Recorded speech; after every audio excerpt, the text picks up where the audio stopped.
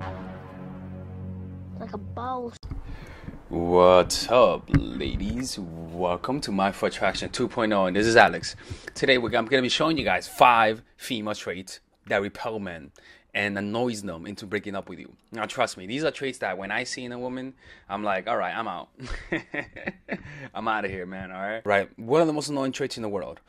This comes down to being a stubborn person. Look, man, there is nothing more annoying than a stubborn person. Than somebody that you know who is willing to throw the baby with the bathwater. Somebody who is willing to hurt themselves just to be right. Those people, man, you grow resentful. I've dealt with people like that. Even to this day, I resent them to a certain point. You know, and so if you're someone who feels the need to be right and you've been told you always try to be right, yo, that trait is really, really repelling guys. You just don't know it.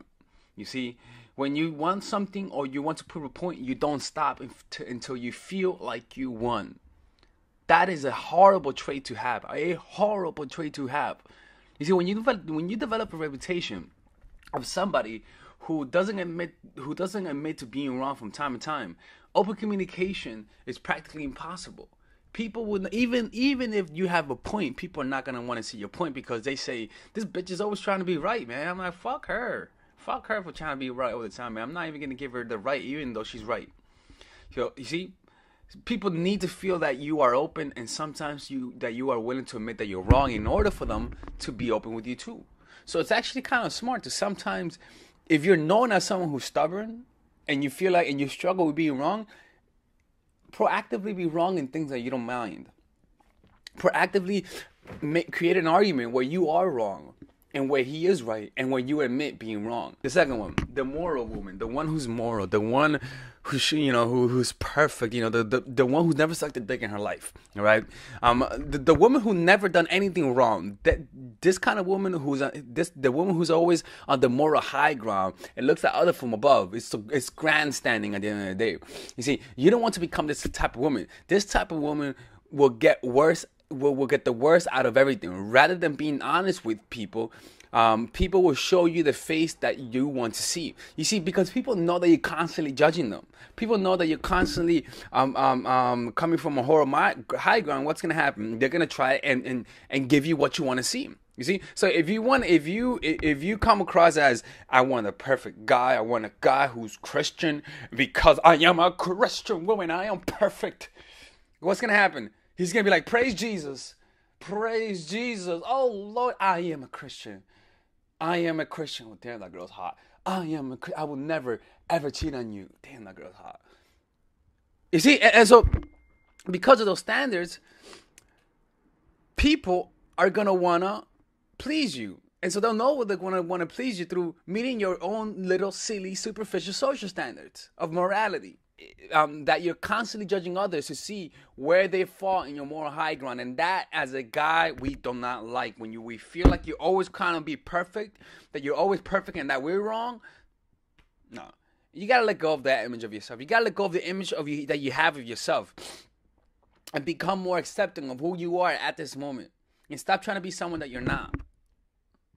All right. This third one, the crybaby. All right.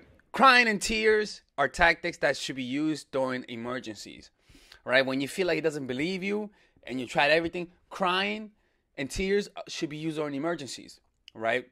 Only use it when you really, really, really need to get a point across. Don't overuse it, or else guys will get turned off by it. If you cry for everything, if you're always crying, oh my God, oh, crying, everything's a fucking tear show, guys are going to grow indifferent to your tears. When you need them, when you actually are insincere about your tears, guess what? He's not gonna give a fuck. I'm not gonna give a fuck. You was crying. And another thing is that if he's indifferent from your tears, if he doesn't give a fuck that you cry, he doesn't like you no more. That's it. It's that simple. He's like, fuck that shit. She's always crying. Trust me, you don't want to be the girl who cries a lot. You don't want to be that girl. Don't be a little crybaby ass bitch. Don't cry for everything. Man up a little bit. All right. That's why, look, I know I'm a guy. I don't know how it is to cry as a woman, like crying all the time for everything. But there has to be some level of lack of self-awareness behind that. At the fact that you cannot control your emotions. Or maybe you're doing it on purpose. If that's the case, then you gotta stop that. That's manipulation is not a way to deal with things in life, right? It's kind of crazy that I'm saying that, but it's true. I teach manipulation, but at the end of the day, I teach mindfulness, masquerading as dating advice. If you think I teach manipulation, that means that you're still on the surface level. You're still superficial. You're still not really looking at this message that I'm talking about. But generally, if you cry a lot for everything, always crying, you got issues. And that's going to get guys who get turned off. And that's making me angry just thinking about it. Number 4, the victim. Oh, the victim. Oh, Lord have mercy. Oh, God, the victim. Oh, Lord, your life has been so horrible, right? The victim is a type of woman who feels like she cannot control her life, and as a result, has learned helplessness. You learn to depend on your man to feel better. You learn to view men as your source of self-esteem. You learn to view men as your source of happiness. This is a dangerous position to be in because you depend on the guy to fulfill your needs. This puts a man also in a position where he feels responsible for your emotional state of mind. And as a guy, fuck that. Let me tell you something, man. When I know that my decision is gonna affect how you feel, not because of my own realization, but because you trying to make me realize that my decision will affect you, and that you cannot help it. And so I better change my decision in order to make you feel good. Because if I feel bad, it's your fault. No, fuck that, man. I'm out. I'm not coming back. I'm out. I'm not dealing with that. And let me tell you something. Over time, if a guy is with you, and that's the trait that you still have, the victim, the poor me, the oh Lord, my life is so horrible, always bitching and moaning, complaining. Yo, you're going to end up alone. I'm sorry. You're going to repel guys. Trust me. Trust me, man. I know that. Learn to connect with your own pain and learn to become aware and accepting of your pain. And by becoming aware and accepting of your pain, that means not going into mental projections to feel better, but staying at the pain, observing the pain, the sensation of pain, and not going into your thoughts to try to make yourself feel better. Not try to say, let me think of something better. Let me get a distraction. No, you stay in that pain and you observe it. Watch the video of how to be happy with a pen and paper, and I'll talk about that. And the last one, the do-it-all. The woman who doesn't let the man do anything. That's emasculating. The woman who feels like she needs to do this right now. We got to do this right now. You don't want to do it right now? I'll do this because I got to do this right now. Like, you don't even get people time to do anything. You're always impatient. Always trying to get things done right now. Always never asking for help, but always complaining about the lack that you don't have any help. You see? Never asking for help, not because you don't need help, but because you are a strong woman and you don't need a guy to help you. I don't need a guy to help me. Like, it's okay not needing someone to help you, but to have an identity of a woman who doesn't need a guy to help you, it's not healthy, because it just shows resentment. It shows that you're not asking for help, not because you really are self-fulfilling, but because you do have an ulterior motive. There's some resentment behind that. You gotta drop that. You gotta let a man be a man and let him help you. Sometimes feign that you need help. Sometimes feign that you're a little bit incompetent. Sometimes act like you're incompetent. Sometimes so that he could at least get a taste of helping you out. This is how it is, man. It's one. They need to be right. The stubborn woman, Jesus Christ, she's so annoying. Number 2, the moral woman. Not someone who's moral, but the grandstand, the one who does it just to show people. Number 3, the crybaby. Number 4, the victim, poor me. And number 5, the do-it-all. The one who doesn't need any help because I'm a strong woman. Those mentalities are overcompensations. See, and you gotta learn how to, you gotta learn how to observe it. Observe the qualities in you that repel people, man. And if you think you're perfect and the reason why you're alone is not because of your actions, but because the world sucks and men are all assholes, then you're the victim. You gotta stop bitching, man. You gotta man up. Embrace that masculine side and man up.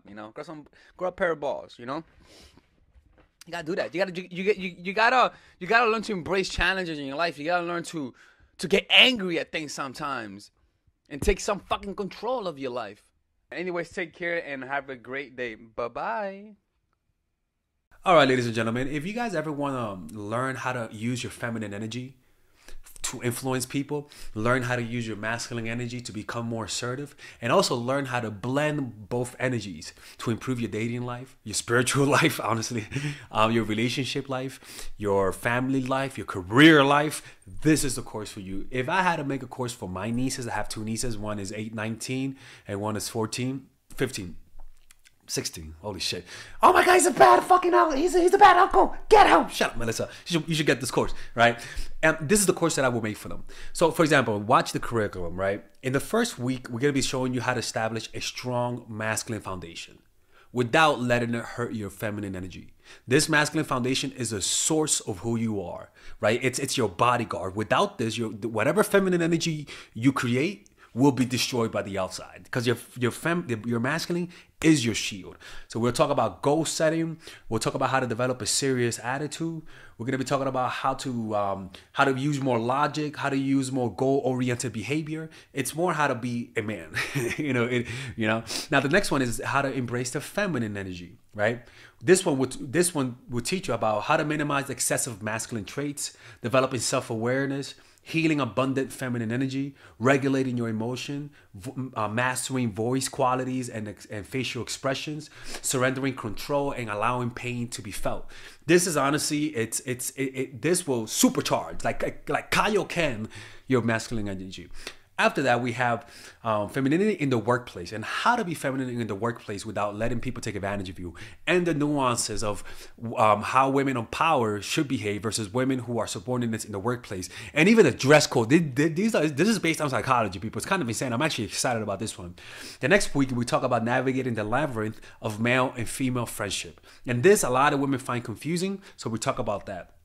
And how to identify envious friends, how to identify the good friends, how to keep male friends, and how to keep female friends. Week 5, we talk about how to release the burden of the past and stop and destroy mental projections. This is actually really powerful. And then week 6, we talk about how to increase your observational power so that you can read people better. And we have a bunch of bonuses. The course starts at $99, and you guys can pre-order the course today at $69 before it goes out. If you're watching this, most likely I'm in the meditation retreat, so I will be praying for all of you guys. And just click on the description down below of the video. Right there, you'll see it, and you could pre-order that course. It's gonna be out by the end of next month or the beginning of February of March. One of the two, people, because I have a 10-day retreat to do, and I want to finish the course after the retreat, because I think the ideas are gonna be so much better. All right, man. I'll see you guys later. Pre-order, man. Oh, I'm closing the channel.